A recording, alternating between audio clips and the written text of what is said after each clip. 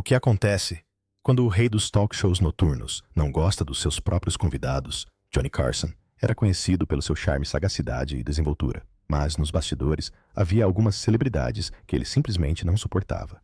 Desde entrevistas embaraçosas a momentos tensos que nunca saíam do estúdio, Carson tinha os seus limites e algumas estrelas ultrapassavam-nos demasiado.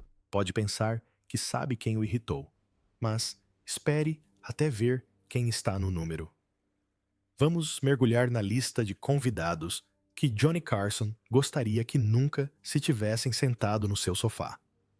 Lola Falana. Comecemos pela própria rainha de Las Vegas, Lola Falana. Antigamente, esta mulher estava em todo o lado cantando, dançando e brilhando nos palcos por toda a América. Foi uma artista poderosa que conquistou o seu lugar ao sol com puro talento e carisma.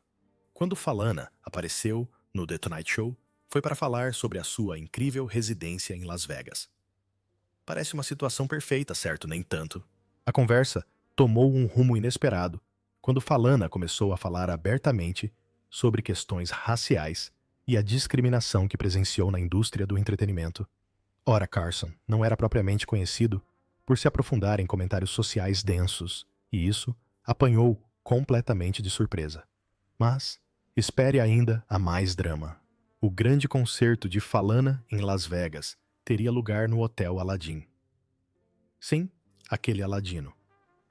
O mesmo que se tornou um grande ponto de atrito entre Carson e Wayne Newton. Sem sequer tentar, Falana viu-se no meio da confusão entre Carson e Newton. Que azar! Depois dessa aparição, os convites para o The Tonight Show desapareceram misteriosamente. Ela continuou a arrasar em Vegas durante anos, mas o sofá do Johnny. Essa porta estava fechada. Por vezes, falar a verdade tem um preço, mesmo quando se está apenas a ser honesto sobre as suas experiências. O Saturday Night Live lançou Dana Carvey para o estrelato da comédia, e ao início tudo parecia perfeito entre ele e Carson. Conseguiu as cobiçadas vagas no Tonight Show, e Johnny parecia genuinamente entretido com o talento do jovem comediante. Mas depois, Carvey cometeu um erro crucial. Ele direcionou as suas capacidades de imitação diretamente para o próprio rei do talk show noturno. Primeiro, veio o sketch do SNL, chamado Carsino, uma paródia brutal, onde Carvey interpretava Johnny como um veterano desesperado, que tenta copiar o estilo mais jovem e moderno de Arsenio Hall. O sketch retratava basicamente Carson como antiquado e a lutar desesperadamente para se manter relevante. Que duro, mas é aqui que a coisa fica louca. Carvey teve a coragem de fazer uma versão desta imitação mesmo à frente de Carson no The Tonight Show. Imagine gozar com o seu apresentador sentado no seu estúdio, no seu programa frente a frente com ele. A confiança, ou talvez a completa falta de tato, era impressionante. Carson não achou graça nenhuma. Os convites deixaram de chegar.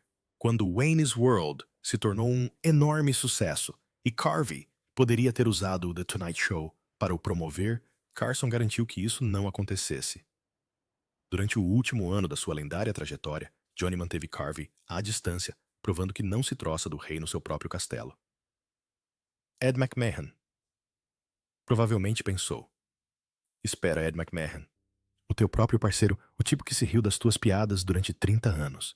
Pois esta é surpreendente, mas a verdade é mais complexa do que aquilo que os telespectadores viram no ecrã.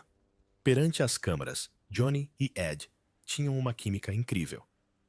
A personalidade marcante de Ed e a sua gargalhada estrondosa equilibravam na perfeição o humor seco e o timing de Johnny. Pareciam melhores amigos, divertindo-se muito todas as noites. Mas assim que as câmeras desligavam, as coisas mudavam completamente. O problema era simples, eram completamente opostos. O Ed era a alma da festa. Barulhento, sociável, sempre pronto para sair com qualquer pessoa. Johnny, por outro lado, era extremamente reservado, quase recluso. Não frequentava as festas de Hollywood e definitivamente não gostava de sair para beber um copo depois do trabalho. Várias pessoas que trabalharam na série confirmaram que Johnny e Ed raramente passavam tempo juntos fora do estúdio. Era estritamente profissional. Ainda mais chocante, Johnny terá dito ao próprio filho que não suportava Ed McMahon. É uma coisa muito cruel de se dizer sobre alguém com quem se trabalha todos os dias durante 3 décadas. O mais estranho. Eles fizeram com que resultasse. A química entre eles em cena era tão natural que ninguém em casa conseguia perceber qualquer tensão nos bastidores. Isto só mostra que as melhores relações profissionais nem sempre exigem amizade pessoal, apenas respeito mútuo e compreensão do que faz um bom programa de televisão. Rich Little construiu toda a sua carreira sendo uma máquina de imitar humana. Conseguia imitar a voz de qualquer pessoa, presidentes estrelas de cinema. E sim, Johnny Carson. Durante algum tempo, Johnny pareceu não se importar. Little era um convidado frequente, e Carson sorria e ria quando Little começava a imitá-lo durante as conversas. Nos bastidores, porém, Johnny estava de olho. Cada vez que Little imitava Carson em alguma discoteca ou entrega de prêmios, isso o incomodava-o mais do que demonstrava. Veja-se, Carson era extremamente protetor da sua imagem e da sua marca. Ter outra pessoa a interpretar, Johnny Carson em vários eventos dava a impressão de que Little se estava a apropriar da sua identidade sem permissão. O ponto de ruptura ocorreu em 1982, quando as aparições de Little no Tonight Show cessaram subitamente. Rich afirmou na sua autobiografia que Carson o proibiu de participar no programa por fazer muitas imitações do mesmo. Os produtores do programa, porém, contaram uma história diferente. Disseram que a apresentação de Little se tornou simplesmente monótona e repetitiva. Clássico, disseram. E aqui está o pulo do gato. Little acabou por se vingar da melhor maneira possível. Quando a HBO fez The Late Shift, um filme sobre a caótica batalha para decidir quem iria substituir Carson. Adivinhem quem interpretou Johnny, o próprio Rich Little. Imaginem ser banido do programa de alguém e depois ser pago para interpretar essa pessoa num grande filme. Isto é ironia de outro nível. Wayne Newton. Wayne Newton e Johnny Carson começaram por ser verdadeiros amigos. Newton participou no The Tonight Show 30 vezes usando esta plataforma para construir a sua fama e estabelecer-se como uma lenda de Las Vegas. Tudo corria bem, até que o dinheiro e os imóveis entraram em cena. Em 1980, ambos queriam comprar o Hotel Aladdin, em Las Vegas. Quando a proposta de Newton venceu a de Carson, algo mudou.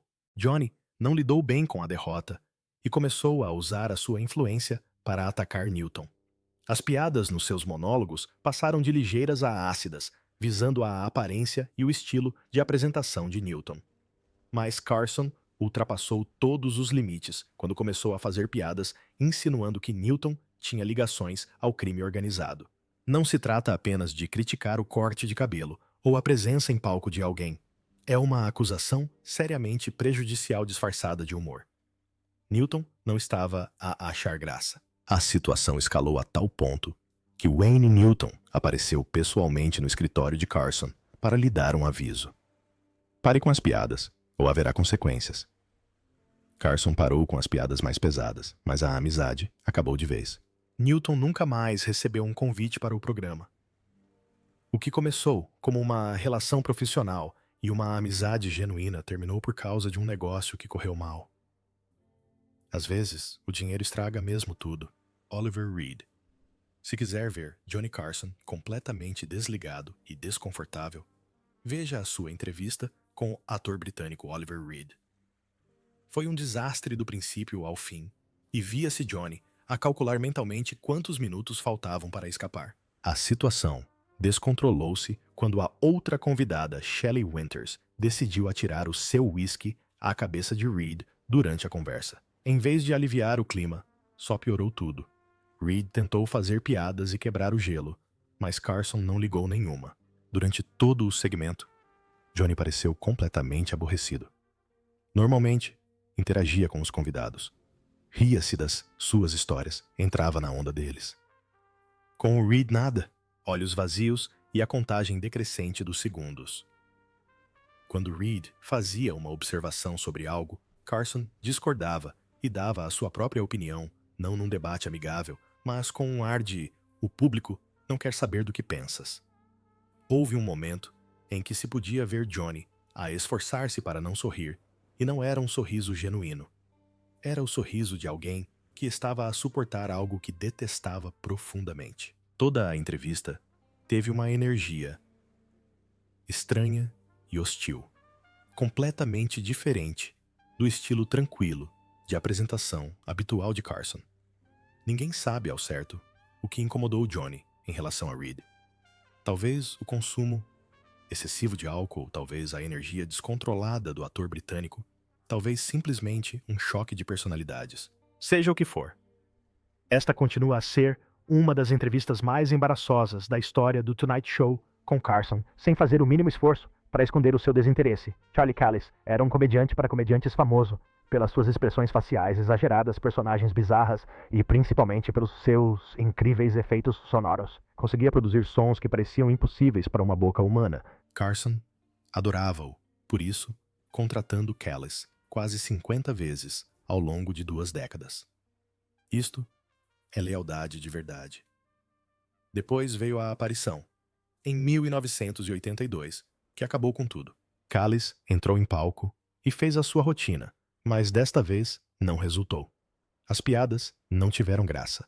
O público não reagiu e sentia-se o fracasso iminente. Já Carson era um mestre em salvar comédias em declínio. Conseguia transformar uma piada sem graça em algo ainda mais engraçado ao reconhecer o fracasso. Desta vez, Johnny respondeu à apresentação desastrosa de Callis, imitando um assobio, como se uma bomba estivesse a cair. Era a sua forma de dizer que aquilo não estava a funcionar através da comédia. É compreensível os artistas compreendem quando o material não funciona. Mas Callis cometeu um erro catastrófico. Ele empurrou Carson. Ele quis dizer aquilo como uma resposta brincalhona, como se fossem amigos a fazer piadas. Mas interpretou a relação completamente errada. Eram amigáveis na TV, mas não eram amigos que chegavam a ter relações físicas um com o outro. A resposta de Carson foi imediata e brutal. Nunca mais aparecerá neste programa. Ali mesmo, em direto na televisão, perante milhões de telespectadores, Callis entrou em pânico, tentou disfarçar, dizendo que se tratava de uma brincadeira e implorou a Johnny que reconsiderasse. A plateia permaneceu num silêncio constrangedor. Carson não cedeu. Ele falava a sério. Carson apresentou o programa durante mais 10 anos e Charlie Callis nunca mais foi mencionado. A sua carreira continuou graças à sua amizade com Mel Brooks, mas perdeu para sempre os holofotes do Tonight Show. Um empurrão e décadas de boa vontade evaporaram-se em segundos. Joanna Rivers. Esta dói, porque Johnny Carson e Joan Rivers tinham uma amizade genuína. Carson não só convidava Rivers para participar no programa, como a tornou apresentadora convidada regular, permitindo-lhe sentar-se na sua cadeira quando ele tinha folga. Rivers atribuiu a Carson o mérito de ter lançado a sua carreira, dando-lhe a visibilidade necessária para se tornar uma estrela. Durante anos, tudo foi perfeito. Depois, em 1986, aconteceu. A Fox ofereceu a Rivers o seu próprio talk show noturno, competindo diretamente com Carson. Isto foi enorme para Joan, o seu próprio programa, a sua própria plataforma, uma hipótese de sair da sombra de Johnny. Mas ela cometeu um erro crasso que definiu a sua carreira. Ela não contou primeiro a Carson. Quando a notícia foi divulgada, Johnny descobriu por terceiros, em vez de pela própria Rivers. Sentiu-se traído, apanhado de surpresa por alguém em quem confiava e apoiava. Carson não só proibiu Rivers de participar no seu programa, como deixou claro a toda a indústria do entretenimento que qualquer pessoa que aparecesse no seu programa nunca seria bem-vinda no Tonight Show. Pense no poder disto. Carson podia essencialmente criar uma lista negra de convidados, impedindo-os de participar no programa de Rivers, simplesmente porque não queriam perder o acesso à sua plataforma muito maior. Isso limitou severamente quem Joan podia convidar, e o seu programa sofreu por causa disso. Em menos de um ano, foi despedida como apresentadora, e o programa acabou por ficar com Arsenio Hall. Rivers tentou desculpar-se, tentou entrar em contato, e reconstruir a amizade. Mas Carson nunca respondeu. Permaneceu em silêncio pelo resto da vida. Quando morreu, em 2005, ainda não se tinham falado. Joan expressou publicamente arrependimento sobre como as coisas terminaram, desejando ter lidado com a situação de forma diferente. É uma das rivalidades mais tristes da história da televisão, porque não tinha de ter acontecido. Uma conversa, um telefonema antes de o acordo estar fechado. E talvez ainda fossem amigos. Em vez disso, o orgulho e os ressentimentos destruíram uma relação significativa. Bob Hope era uma lenda da comédia, um ícone que divertia as tropas, dominava o cinema e era praticamente da realeza de Hollywood. Johnny Carson respeitava o seu lugar na história, mas a admiração praticamente terminava aí. Nos bastidores, Carson não suportava trabalhar com Hope. O problema era que tinham abordagens completamente diferentes à comédia. Carson estava focado no raciocínio rápido e na improvisação. Adorava momentos espontâneos, improvisar com os convidados e encontrar humor em lugares inesperados. Bob Hope, por outro lado, dependia inteiramente de material com guião escrito pela sua equipa. Cada piada, cada história, cada resposta era pré-planeada. O argumentista principal, de Carson Andrew Nichols, explicou na perfeição. Hope dependia dos seus argumentistas para tudo, enquanto Johnny prosperava em conversas genuínas. Quando Hope aparecia no The Tonight Show, só podia responder a perguntas específicas por uma ordem específica. Se Carson se desviasse do guião e perguntasse algo inesperado, Hope poderia dar uma resposta completamente errada, porque estava a seguir as suas notas preparadas. Após uma entrevista particularmente dolorosa, na década de 1980, na qual Hope parecia perdido e confuso, Carson terá dito à sua equipa: "Se algum dia acabar assim, pessoal, quero que me matem." Era assim que rejeitava a ideia de se tornar naquilo que Bob Hope se tinha tornado. Fora das câmeras, as coisas eram ainda piores. Quando Frank Sinatra organizou uma gala para a tomada de posse de Ronald Reagan, tanto Carson como Hope foram convidados a atuar. Embora Johnny fosse uma das atrações principais e Hope tivesse um papel secundário, Bob decidiu ajudar Carson. Hope localizou Johnny e entregou-lhe várias páginas de um livro. Aqui, escrevi algumas falas que talvez queira utilizar. Carson agradeceu educadamente, mas por dentro estava furioso. Assim que Hope saiu, Johnny queixou-se à sua equipa. "Consegue imaginar a ousadia daquele homem em achar que eu precisava de piadas dele?" O pior para Carson era que não se conseguia livrar de Hope. A NBC adorava Bob Hope, porque ainda assim garantia uma audiência enorme. A estação tinha mesmo dado a Hope acesso permanente ao estúdio que Carson utilizava. Era o espaço do Johnny, exceto quando o Bob precisava dele. Hope tinha também o poder de atuar no The Tonight Show sempre que quisesse, para promover os seus inúmeros especiais da NBC. O produtor de Carson, Peter Lasley, descreveu a tortura. "Recebíamos um pedido e o Johnny insistia e eu dizia: 'Queres dizer-lhe que não?' Carson sabia que não podia recusar, porque Hope tinha demasiado poder na NBC. A gota de água foi durante uma das últimas aparições de Hope. Carson fez um monólogo que deixou o público em êxtase. Bob Hope, que assistia dos bastidores, perguntou se podia usar a gravação das gargalhadas do público para melhorar o som do seu próprio especial. Ele queria usar o sucesso de Carson para encobrir o fracasso do seu próprio material. Carson ficou atônito com a audácia, mas concordou a contragosto. Aquele momento resumiu tudo o que Johnny detestava em Bob Hope. O desespero à dependência dos outros, a incapacidade de ter sucesso por mérito próprio. Respeito pelo seu legado. Claro, mas querer trabalhar com ele, a sério, de maneira nenhuma. Don Rickles. E agora, o momento por que esperavam.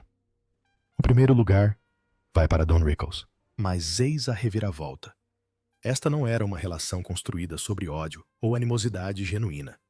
Era algo muito mais complexo, muito mais interessante e, honestamente, muito mais divertido. Vamos descrever a cena. Johnny Carson regressou de uma noite de folga, sentou-se à sua secretária e percebeu imediatamente que algo estava errado. A sua caixa de cigarros, uma caixa que tinha há anos algo que trouxera consigo desde Nova York, estava avariada. A madeira estava rachada. A peça estava arruinada. Que raio aconteceu com isto? Perguntou Carson, genuinamente perturbado. Antes que alguém pudesse responder, vozes da plateia e da equipa começaram a gritar. Rickles! O líder da banda, Doc Severinsen, confirmou. Don Rickles tinha partido à mesa na noite anterior, enquanto apresentava o programa com Bob Newhart. Estava a brincar, a bater na mesa, durante um sketch, e acidentalmente destruiu o bem mais precioso de Johnny. Carson não ficou nada contente. É uma herança de família, declarou. Então, alguém mencionou que Rickles estava a filmar a sua série de comédia CPO Sharky, mesmo em frente à sala naquele preciso momento. Dava para ver as engrenagens a rodar na cabeça de Carson. Posso ir aí? Perguntou a produção. Quando disseram que sim, Carson pegou na sua caixa partida e num microfone e abandonou a plateia do estúdio. Uma câmera seguiu-o enquanto atravessava as portas duplas com luzes vermelhas intermitentes, o sinal universal de que as filmagens estavam em curso. Estão a gravar? Perguntou Carson, sem esperar por uma resposta. Não me interessa se estão no ar. E rompeu por aquelas portas como um homem com uma missão. Parem de gravar. Alguém partiu a minha caixa de cigarros. Rickles perdeu completamente a compostura. Dobrou-se de tanto rir, com o suor nervoso visível na testa, enquanto Carson ali permanecia a segurar a prova. Disseram-me que revelaste isso no programa ontem à noite. Bem, eu... Rickles mal conseguia articular palavras gaguejando entre risos. Seu tonto, gritou Carson. Toda a situação era hilariante e genuinamente tensa ao mesmo tempo, porque não se conseguia perceber se Johnny estava mesmo zangado ou se estava a exagerar para fazer graça. Era essa a genialidade da dinâmica entre eles. Rickles tentou fazer piadas, sugerindo que daria a caixa partida a Tony Randall como prenda de casamento. Carson não entrou na brincadeira. Quero saber o que vai fazer em relação a isso. Quando Rickles se recusou a pedir desculpas adequadamente, Carson criticou a sua sitcom em dificuldades.